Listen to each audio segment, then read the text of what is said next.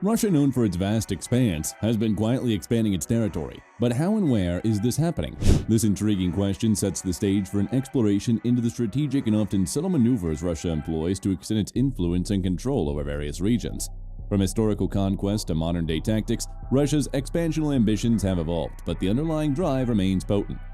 The video will delve into Russia's historical and contemporary territorial ambitions, highlighting key periods of expansion and the strategies employed. Historically, Russia's vast territorial expanse was achieved through a combination of military conquest, strategic alliances, and political maneuvering. In the contemporary era, Russia continues to seek territorial influence, utilizing both traditional military power and modern geopolitical strategies.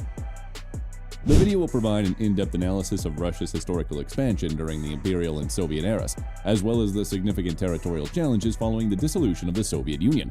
It will also examine Russia's recent actions in Crimea, eastern Ukraine, and other regions to illustrate how these historical precedents inform current policies.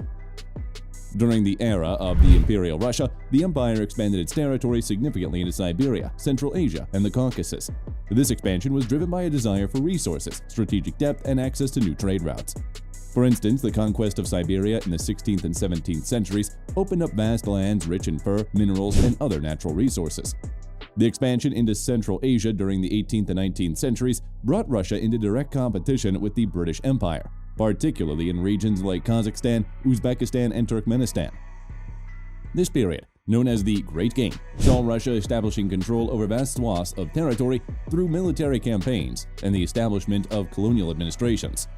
After the Bolshevik Revolution in 1917, the Soviet Union incorporated vast regions of Eastern Europe and parts of Asia. The Soviet Union's influence extended through both direct annexation and establishments of satellite states.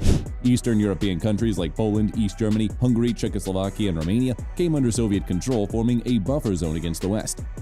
Additionally, Soviet republics such as Ukraine, Belarus, and the Baltic states were integrated into the Union. This period was characterized by a mix of ideological expansion with the spread of communism and strategic territorial gains to create a sphere of influence that countered Western powers.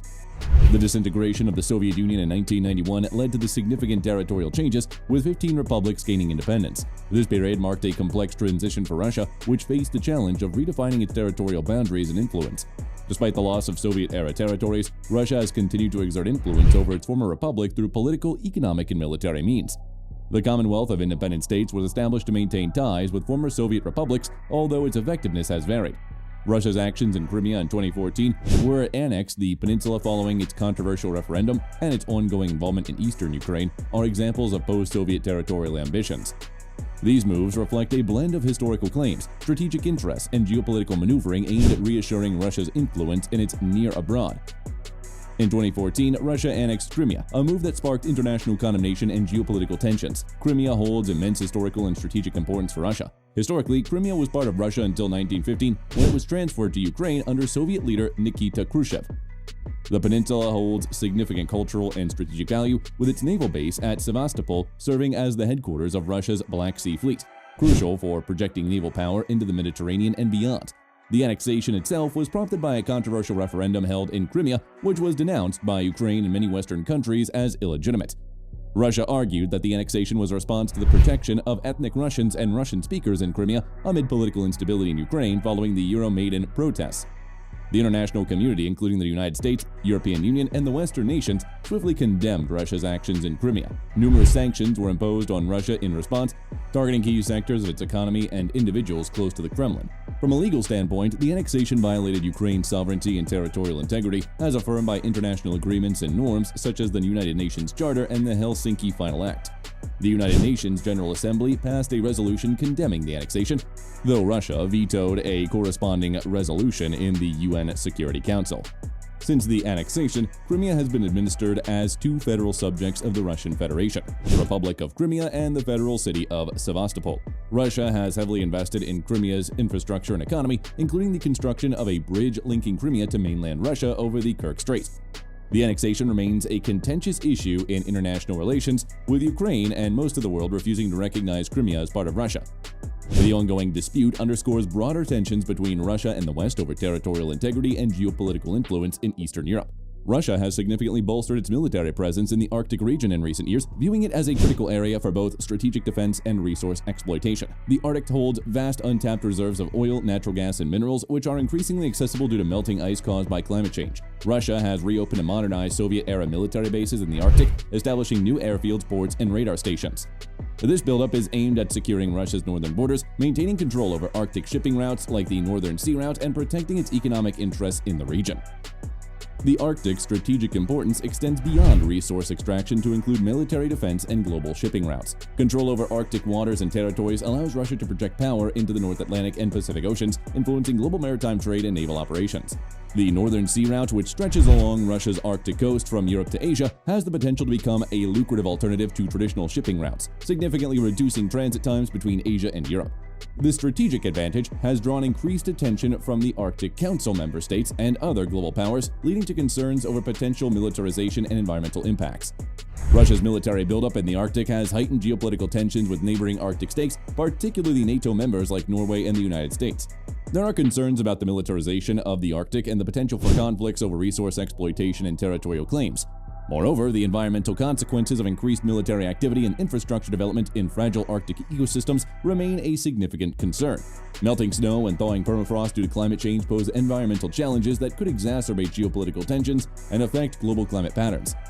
Russia has significantly intensified its military presence and infrastructure development in the Arctic in recent years. This region holds immense strategic importance due to its vast untapped natural resources and its potential as a lucrative shipping route. Russia's military activities in the Arctic include the reopening and modernization of the Soviet-era bases, construction of new military installations, and deployment of advanced military hardware.